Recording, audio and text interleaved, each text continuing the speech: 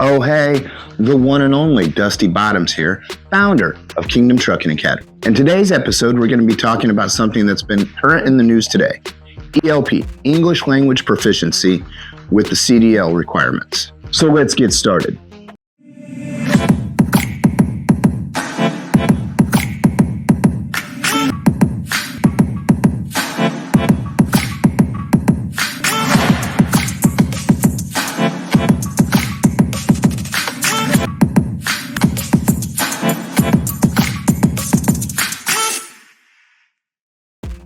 Something that's been in the news recently is the ELP, the English Language Proficiency.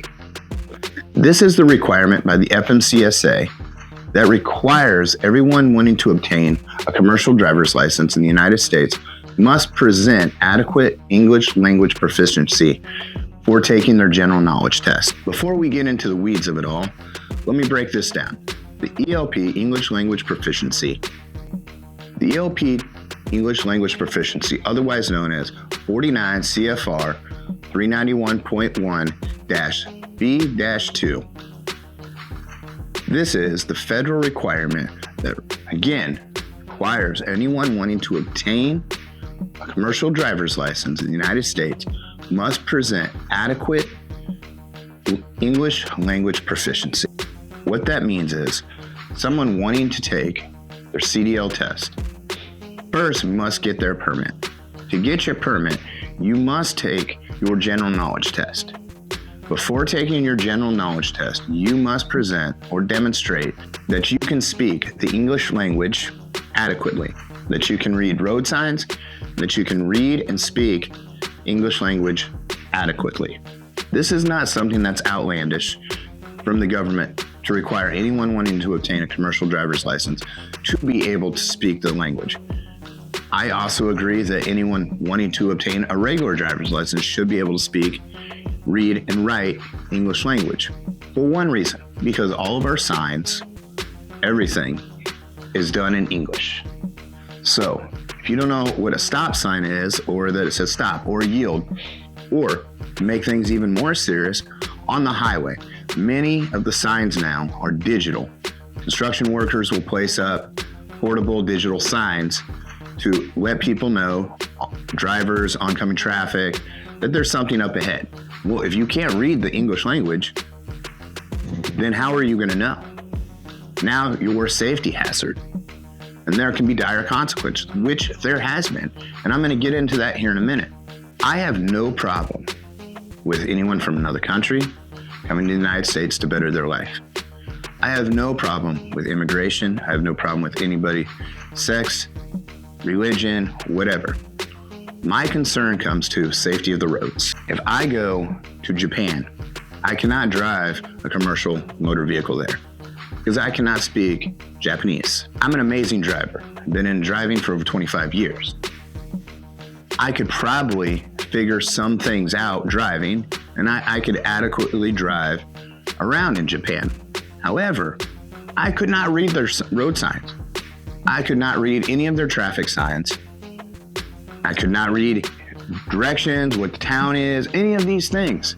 So now I'm a danger, not only to myself, but to everyone on the road. Now I am self-aware enough that I just won't do it. Even if I had somebody, a translator in the passenger seat, that person might not be paying attention well enough. I'd need to learn the language. I'd need to educate myself before I can proceed. And there's nothing wrong with that. There's nothing wrong with any country having standards, having guidelines, even open borders, any of that. I don't want to get into the politics of that. My only concern is the politics, safety that come to this rule by the FMCSA and the stupid things they have done since. The FMCSA has demonstrated over the last couple decades that they're either idiotic or they're corrupt, or they could be a little bit of both. But it makes no sense, the things they've done in the past, that tells me otherwise. The reason this has been in the news recently is because of this. In June 2016, the FMCSA sent out a memorandum. What it said was they were removing the requirements to place non-English speaking drivers out of service. They also changed the standard or requirements for the ELP, English Language Proficiency. Why is that a big deal? Well, what it was doing was it prevented all law enforcement officers, when they pulled somebody over that could not speak English, driving a commercial motor vehicle, they couldn't place them out of service. What out of service means is, hey, you cannot move this vehicle. If you move this vehicle, you go to jail. Means the vehicle has to be towed, or someone that can speak English has to come get the vehicle and then remove it. This seems fair. There's nothing wrong with that. I once was placed out of service in a truck when I got pulled over in Las Vegas, and for good reasons. The truck I was driving, something broke on it. I didn't know. It was an excavation. It just pulled off the job site, but was hauling. Now, this wasn't a major deal, but it was enough to get red tagged. What that means is she placed me out of service until our mechanic could come fix it. Now, she did wait. She sat around, she waited. Our mechanic arrived. We showed him what was needed fixed. Again, worked on it, took him a couple hours. She proceeded to pull other people over in the time period, but she did circle back around. She saw that it was fixed. We were free to go. There is nothing wrong with that. Although it was a minor inconvenience to me, I still got paid, but I was hourly. Now, the owner might have been a little irritated, a little muffed, because it cost him a little bit of money and time. However, we proceeded to move on, only went down a few hours, and it prevented the risk of an accident and makes our roads much more safer. She was doing her job, but when the FMCSA sent out that memorandum, it tied the hands of all law enforcement officers to do their job, which is to make sure everyone on the road, make sure all of the citizens, all of the people in the public are safe. I have my theories on why they did this.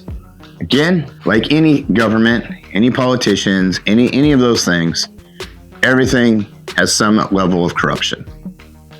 Everything has some level of incompetence, ignorance, a whole lot of all of those things.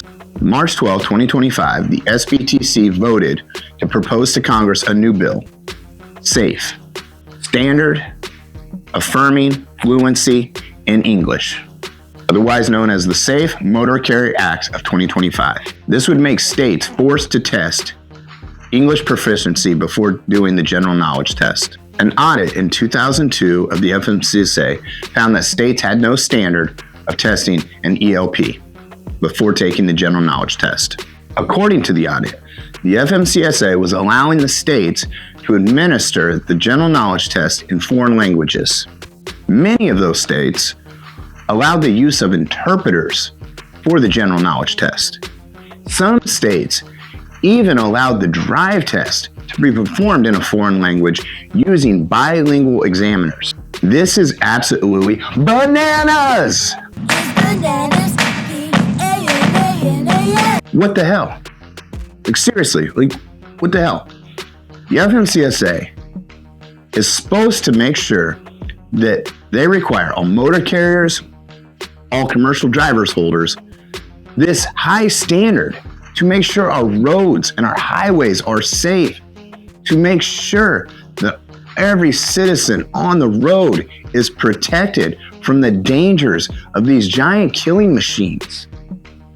Yet, loosening the standards, doing all of this for the sake of greed, because that's all it is.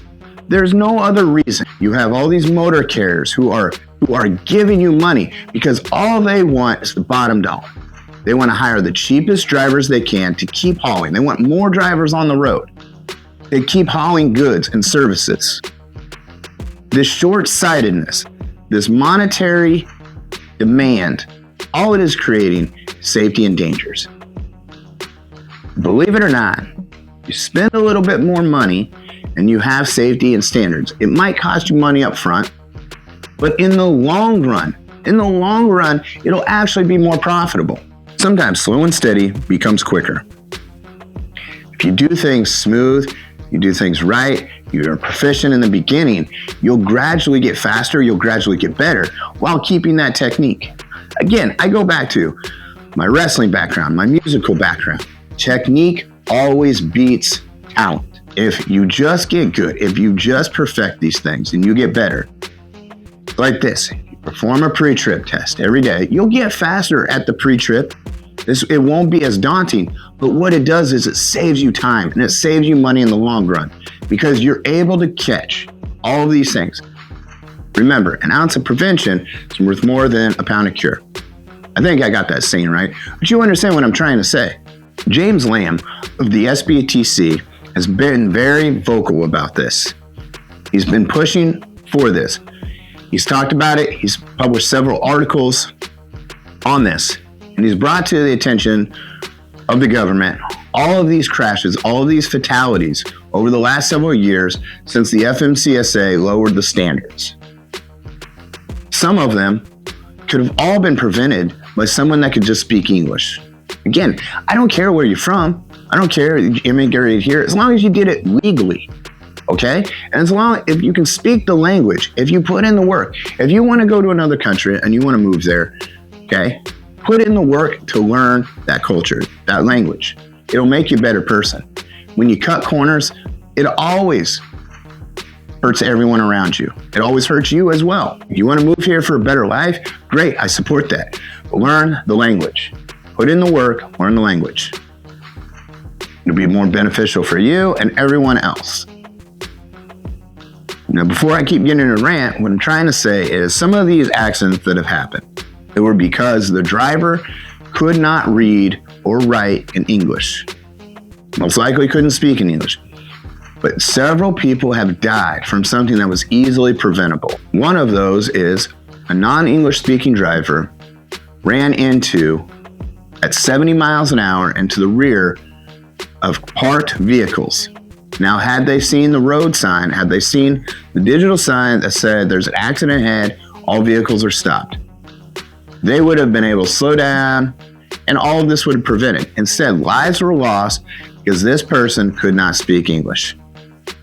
Now, the driver is at fault, but you know who else is mostly at fault? The motor carrier. And I feel the motor carrier should be put out of business. Many of the motor carriers are the ones pushing for this because they don't care. They just want butts in the seat for profitability.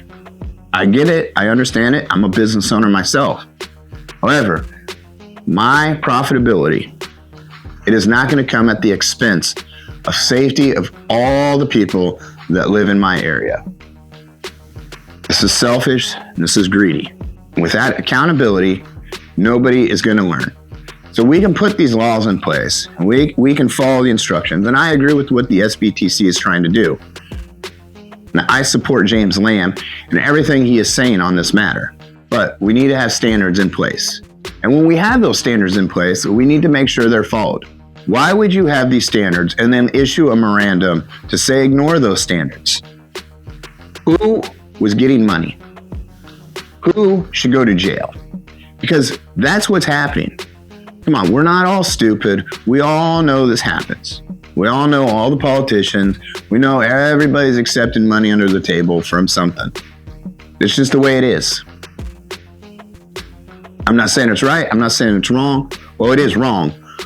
But I'm not trying to go down that road. What I'm trying to say is if there is no accountability, then people are just going to do it. And furthermore, if some of these people go to jail, some of these people get in trouble, it's going to make sure people down the road realize, I don't want to do that because I don't want to go spend 5 years in prison. No, I'm dead serious. People at the FMCSA should have to go to jail. The people that were part of this, the people that were part of issuing this memorandum, this incompetent, ridiculous, ignorant, just plain stupid decision, there should be accountability. Because you did something wrong and you know you did something wrong. Look, I understand our current culture. Everyone has their different opinions. I can understand empathizing with people. I can understand all of this. But we shouldn't have to lower the standards. We shouldn't have to change things that lower all of the safety standards for us. They're in place. Everybody wants to be safe. If we suddenly got rid of building codes, all of these requirements, then how would you know your house is okay? Would you want your baby, putting your baby down to bed at night in their room, In your mind, you think, oh, this is safe, there's nothing wrong. But in the middle of the night, the floor collapses. Why? Because the building code person didn't come out, because they didn't have to, because there's no standard requirement, because the contractor wanted to save some money, and he told his builders, his framers, just put in 1 nail per thing, we'll save money. Well, then those nails don't hold, and suddenly with all that weight, a little bit over time, boom, the floor goes out. And I know you think, oh, that can't happen, that's stupid. But we have building codes, we have all of these things in place. When you're building a house, when you're building a building, a city inspector comes by, they look at all these things. There's a reason for these, because things have collapsed. We have determined, hey, it needs this amount of nails, it needs this amount of screws, it needs this amount of stability to hold, to last over time, all of these things. So when you ignore those standards, then you change all the safety. It goes out the window. And now no one is safe. You don't know. Again, look at some of the bridge collapses that have happened. And then they determined that some of the codes were ignored, that the right steel wasn't used. All of these things that led to this. Well, again, there's no accountability. People die. Take the Great White Concert up in Rhode Island several years ago, when the building owners of the nightclub didn't have any sprinklers, fire prevention, any of these things. Nothing was up to code. And all of those people ended up dying because of something that was preventable. They didn't get in trouble. There was almost no accountability. So who's going to prevent the next person from doing it? Had those people went to jail for 20 years, all this, well then, small club owner would go, I don't think I want to risk that. There's some serious consequences. No, lately there's been no accountability. It's time we change that. It's time that we raise the standards back to where it's supposed to be. We make our roads safe. Again, I say this, there is nothing wrong with having compassion. There's nothing wrong with having empathy. There's nothing wrong for encouraging people to move here, to go after the American dream. However, we cannot lower our standards to support other people's dreams. No, it should be their requirement to raise their ability to meet those requirements to chase the dream. You don't become a wrestling Division I All-American or an Olympic gold medalist because you want to, because the Olympics were like, oh, that person's really been wanting to win the gold medal. Let's just give it to them. No, you have standards. You have it for a reason. Want to be great, you got to work hard. I hope you liked this video. I hope you found it informative. If you did, give us a like and subscribe. I'm the one and only Dusty Bottoms, your trucking messiah. Roll on, truckers, roll on.